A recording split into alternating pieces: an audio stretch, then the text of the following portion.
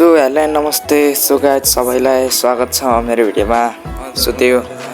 अनि आज चाहिँ म एउटा के भन्दाखेरि नि आज चाहिँ टक्क लाएर म शनिबार चाहिँ टक्क आज चाहिँ म कहाँ भन्दाखेरि स्टल बजार जाँदैछु गाइज हैन। अनि स्टल बजारमा चाहिँ अहिले स्टल बजार चाहिँ भत्किँदैछ अथवा भवनहरू भत्काउँदैछ भन्ने न्युज सुनिरहेछ हैन। अनि त्यो ठाउँमा के भइरहेछ त्यहाँको अवस्था के छ बुझ्नको लागि म त्यसो जाँदैछु। लेट्स सी हेर्दै गर्नु होला।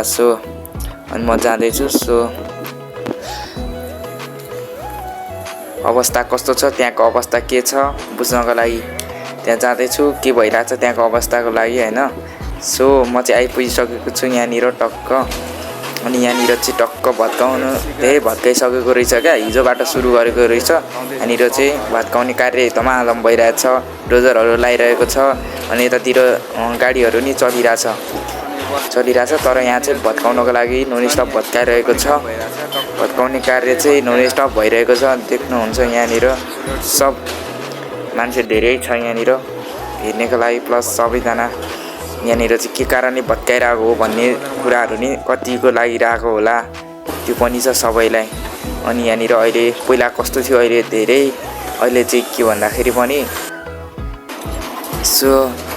यो चाहिँ 1.5 महिना अगाडि नै यो भवनहरू भत्काउनको लागि चाहिँ सिफारिस गरेको थियो।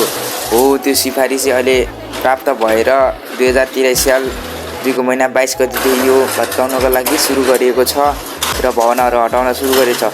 भवन भएको सबै व्यापारी मानिसहरूलाई चाहिँ नगरपालिकाले उनीहरूलाई व्यवस्था गरेको छ र त्यहाँ चाहिँ 35 वर्ष अगाडिदेखि नै व्यापार गर्दै आएको थियो र यहाँ धेरै किसिमका व्यापारीहरू हुनुहुन्थ्यो। उनीहरूलाई असर नपर्ने गरी उनीहरूलाई चाहिँ भवनबाट हटाएको र व्यवस्था नगरपालिकाले कमलामाई नगरपालिकाले गरेको हामीलाई जानकारी प्राप्त भएको छ। र 2046 सालतिर यो भवनहरू बनेको सिन्धुली कमलामाई नगरपालिका 6 मा अवस्थित पूर्वतिर रहेको स्टल बजार सरकारी जग्गा तथा जीर्ण अवस्थामा भएका भवनहरूलाई अहिले हटाइरहेको छ र हटाउनको लागि यहाँनिर जेसीबीहरू लगाइरहेको छ, भत्काउँदैछ। र यो भवनहरू धेरै वर्ष पुरानो र 2072 सालको भूकम्पले नै यसलाई अलिकति असर गरेको र जीर्ण अवस्थामा रहेको कारणले यो भवनहरू हटाएको हो। र त्यसकारण त्यसपछि समयमा विपत्तिहरू आउँछ भनेको कारणले जोखिम नहोस् भन्नका लागि उनीहरूलाई यहाँबाट हटाएको हो र कमलामाई नगरपालिकाले यो हटाउनको लागि अगाडि बढाएको हो।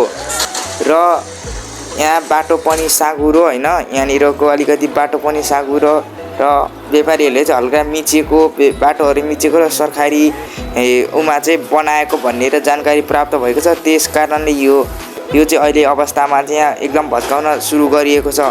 अनि र भविष्यमा चाहिँ विपत्तिका लागि मध्यनजर यो भवन हटाएको हो भन्ने कमलामाई नगरपालिकाले सूचना प्रकाशित गरिरहेको छ।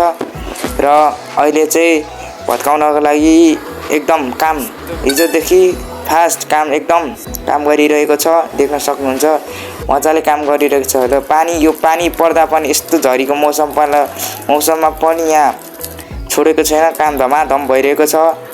यो अहिलेको नयाँ सरकारले अलिकति निर्देशन जारी गर्यो, अलिकति टाइट गरेको कारणले पनि हो। र यहाँनिर अहिले पानी पर्दा पनि मजाले काम भइरहेको छ, मजाले चलिरहेको छ हैन।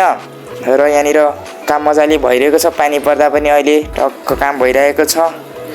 र यहाँको व्यापारीहरूलाई चाहिँ अलिकति नराम्रो भए तापनि यो चाहिँ तपाईहरुकै लागि गरेको हो र भविष्यमा विपत्तिहरू नआओस् र यो जीर्ण अवस्थामा रहेको भवनहरू नबस्नुस्, तपाईहरुलाई गाह्रो हुन्छ भनेर यो कमलामाई नगरपालिकाले र सबैले भनिरहेको छ। र अहिले पनि मजाले यहाँनिर भत्काउने कार्य धमाधम भइरहेको छ। पानी पर्दा पनि अहिले पानी परेको मौसममा पनि भत्काइरहेको छ।